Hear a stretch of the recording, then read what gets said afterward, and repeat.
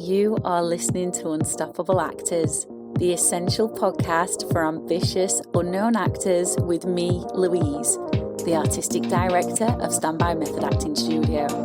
And for the last 13 years, I've been taking unknown actors with blank CVs all the way to Netflix dramas, Amazon Prime films, TV soaps, and stage plays around the world.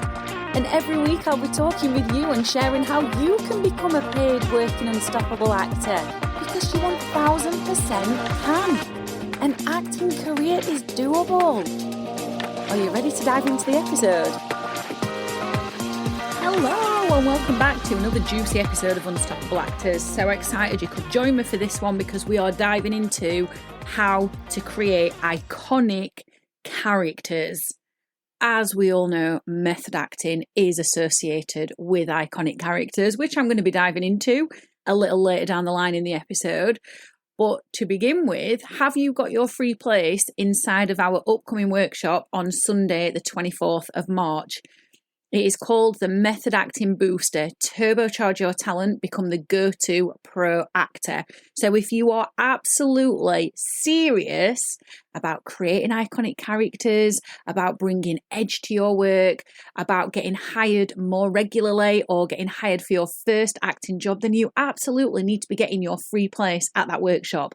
We are going to be diving on a practical level into all things method acting to get you connecting even deeper to your characters beyond what I can offer you in the podcast. So make sure you get your place. The link is bit.ly/the Method Acting Booster, all in lowercase, or just hit that link underneath the episode. Before we get started, I just want to share with you somebody who has joined the free workshop, Beth. Congratulations, Beth. I am so excited. So we've got a free Facebook group that comes with this as well, where I'm going to be giving you some pre-workshop exercises to dive into as a little taster before we get into the actual workshop itself on the 24th of March. Beth said she decided to register for the workshop because she thought it was a great opportunity to sharpen her process, and she said she really enjoys the podcast and has learned a lot already. Well, if you feel you've learned a lot in the podcast, I can promise you now you are going to learn even more in this workshop, and I'm so excited, Beth, to be able to coach you. Woohoo!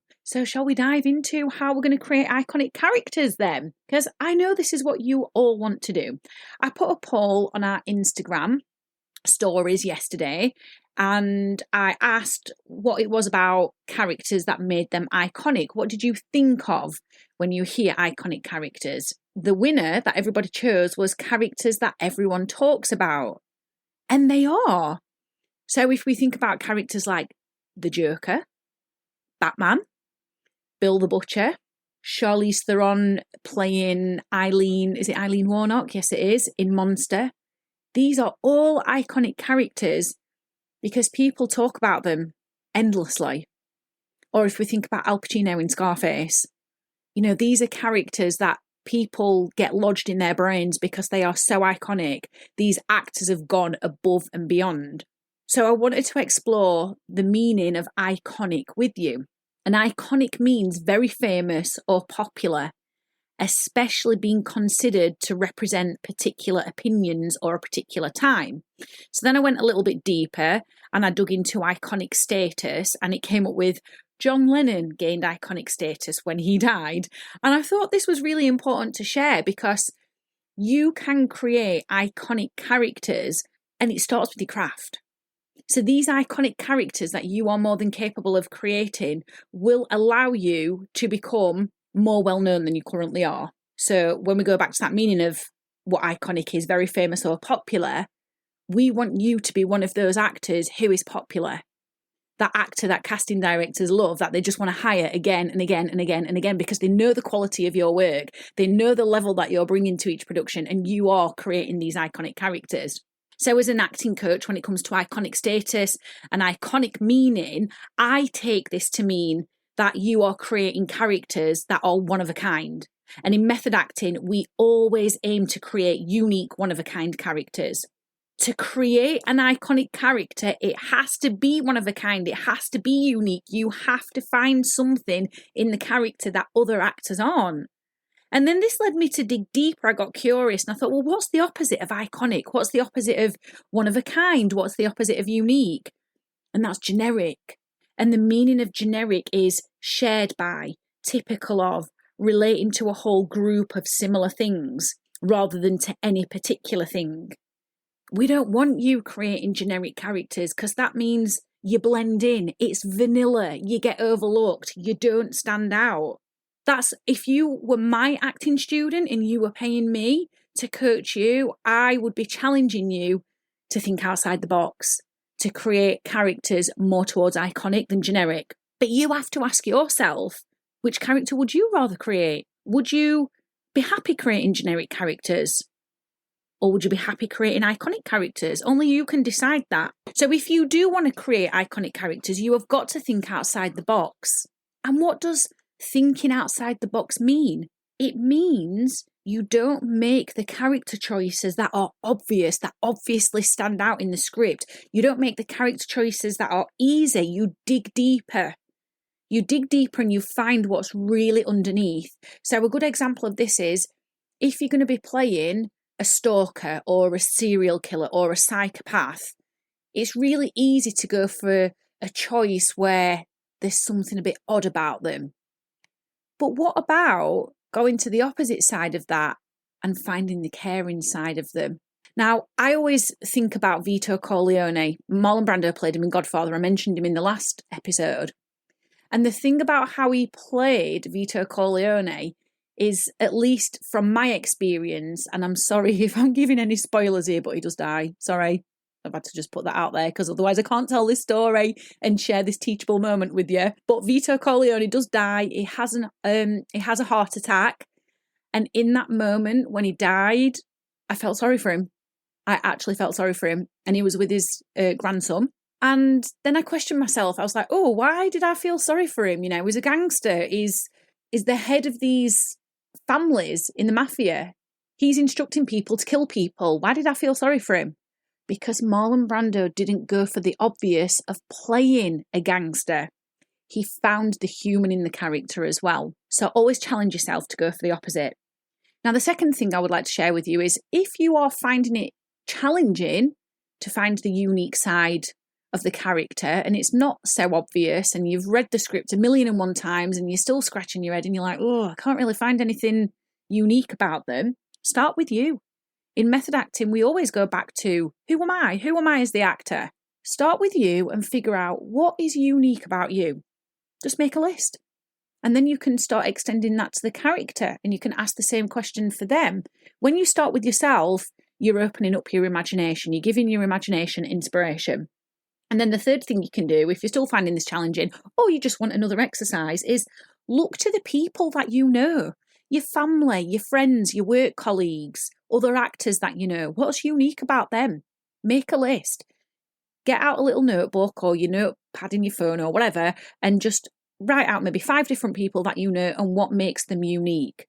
When you do that, it allows you to start training yourself to find what's different, what the quality, what the essence is in each person, which then extends itself to your character work. So to end the podcast, I want to give you an example of this. And I've got 2 cats. Some of you will know this. My paying students know this. And they're lovely, of course. They're called Ruby and Olive. And they are like chalk and cheese. And I was having a conversation with someone last night, actually. I was telling them, I've got 2 cats. And she was asking me, what are they like? And I said, well, Ruby's got a very queen energy. She's not that confident, but there's something mystical about her. She draws you in. She's got this sort of like quiet essence to her, but like I've said, it's mystical. There's something a bit magical about her, and you can't quite put your finger on what it is. She's not a loud cat. She's quite a soft, sensitive, quiet cat. And then my other cat, Olive, is the complete opposite of that. She's really cheeky. She loves running around. She's got a big energy and she's very vocal, whereas Ruby's very quiet. And the lady that I was talking to was like, God, isn't it strange that cats can have different personalities? And I personally don't feel that it is, because all animals do. And if you listen to the last episode, I was talking about the animal exercise in that one. But you can even look to your animals. So if you've got pet family members and you've got more than one, observe them as well and see the differences in their personalities. Because it would be so easy, if you were, I don't know, let's just say you were playing a cat just to play a cat that meows and purrs, when a cat is so much more than that. And I want you to think about that with your characters. A character is so much more than just the most obvious identifiable thing in the script. They're so much more than a serial killer. They're so much more than a psychopath. They're so much more than a mother. They're so much more than a head teacher. They're so much more than the lover, the cheater, whatever it is that you're playing. They're so much more than that. So for you to create an iconic character, you've got to dig a little bit deeper. And I hope that those 3 insights have helped you find a different way into the character and find a new way in, so you can create these iconic characters that stand out, that are going to help you get cast more often. Because this is what it's about, isn't it? It's all about you getting cast more often so you can raise your profile and become an unstoppable actor. Now, if you want further help with this, please do register your place at the upcoming workshop, the Method Acting Booster, Turbocharge Your Talent and Become the Go-To Pro Actor. We're going to take what we learn in these episodes to a way more practical level. So you're going to get hands-on coaching. It's free of charge. The link to join is bit.ly/the Method Acting Booster, or you can just hit the link underneath the episode. And it would be my absolute pleasure to coach you on a more practical level. See you again soon. I've absolutely loved hanging out with you, and I really hope you found this episode inspiring. If you have, please do rate the podcast and hit follow so you never miss an episode, and I can help more actors like you. And come and join one of the most supportive, uplifting acting communities on socials, the Unstoppable Actors Facebook group, where you'll get your weekly injection of inspiration, networking, and receive your free Method Actors Handbook so you can become an unstoppable actor.